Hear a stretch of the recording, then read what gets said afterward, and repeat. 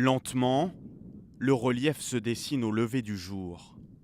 Des rochers qui pour certains s'élèvent à 600 mètres dans un paysage désertique. Ce matin, ces Japonais sont les premiers à contempler l'une des vues les plus prisées de l'Ouest américain.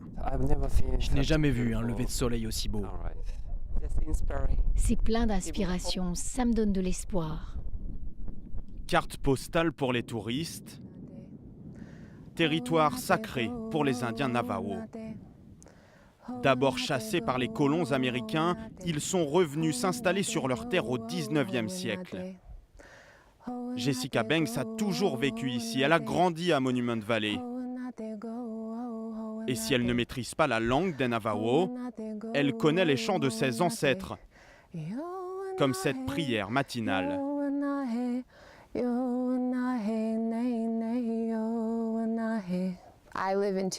Je vis dans deux mondes. Et ça, beaucoup d'Indiens vous le diront. On essaie de maintenir nos traditions, mais on est évidemment influencé par la culture occidentale. Deux mondes, deux regards.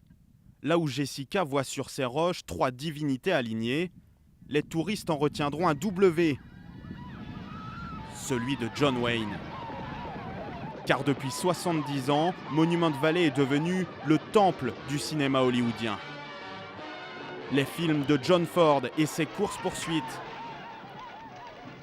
des westerns, pas vraiment tendres avec les Indiens. Mais c'est bien le cinéma qui a fait de ce lieu un théâtre de légende. Le parc accueille désormais plus de 300 000 visiteurs par an et les Indiens ont bien compris l'intérêt de ce décor naturel, et cela quitte à jouer les cow-boys pour les touristes. Avec ses bottes et son chapeau, cet Indien Navajo facture $2, l'un des clichés les plus célèbres du Far West. Aujourd'hui, le tourisme à Monument Valley progresse. 1/3 de visiteurs en plus depuis 10 ans et près de 2 millions d'euros de recettes chaque année, rien que pour l'entrée du parc. Et la principale attraction, c'est cette balade à cheval. Ici, on monte les chevaux façon western, pas à l'anglaise. On tient les rênes d'une seule main. 2 heures de randonnée dans ce désert rocailleux, sous une chaleur écrasante. Pour ces touristes français, un film grandeur nature. Époustouflant, époustouflant. Ça fait penser quand on est en famille, chez les grands-parents, à rien avec la grand-mère, les westerns. On a l'impression de regarder dans chaque détour s'il ne va pas y avoir un Indien qui va sortir de là. En plus, nos guides sont Navarro, donc pour l'ambiance, c'est énorme. Et pour leur guide, justement, l'affaire est rentable. Prix de cette chevauchée, 60 € par personne. Et il y en a des dizaines par jour.